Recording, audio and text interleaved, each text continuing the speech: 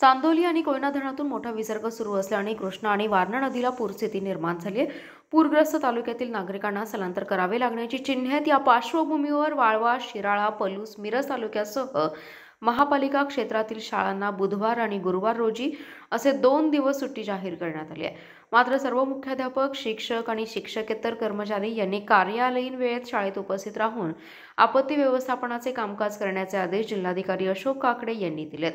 राज्यात अतिवृष्टीच्या पार्श्वभूमीवर कोयनेतून 89,000 क्युसेकने होत असलेला विसर्ग आणि सध्या मुसळधार पाऊस सुरू आहे, त्यामुळे कृष्णा नदीची पाणी पातळी 40 ते 42 फूटपर्यंत जाण्याची शक्यता आहे। जिल्ह्यातील त्या भागातील स्थानिक परिस्थितीचा आढावा घेऊन संपूर्ण जिल्ह्याकरिता अथवा जिल्ह्यातील ठराविक स्थानिक क्षेत्रातील शाळांना सुट्टी जाहीर करण्याचे अधिकार सक्षम प्राधिकारी म्हणून जिल्हाधिकाऱ्यांना प्रदान करण्यात आले आहेत। जिल्ह्यात पाऊस तसेच जिल्ह्यातील कृष्णा नदीवरील आयर्विन पुलाच्या ठिकाणी पाणी पातळीत वाढ होतीये।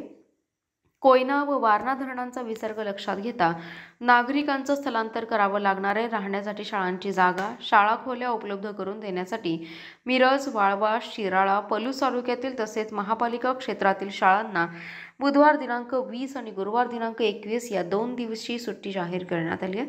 या कालावधीत सर्व मुख्याध्यापक, शिक्षक व शिक्षकेतर कर्मचारी यांनी कार्यालयीन वेळेत शाळेत उपस्थित राहून स्थानिक प्रशासनाच्या आदेशानुसार आपत्ती व्यवस्थापनाचे कामकाज करण्याचे आदेश जिल्हाधिकारी अशोक काकडे यांनी दिल्याचे शिक्षणाधिकारी मोहन गायकवाड यांनी सांगितले।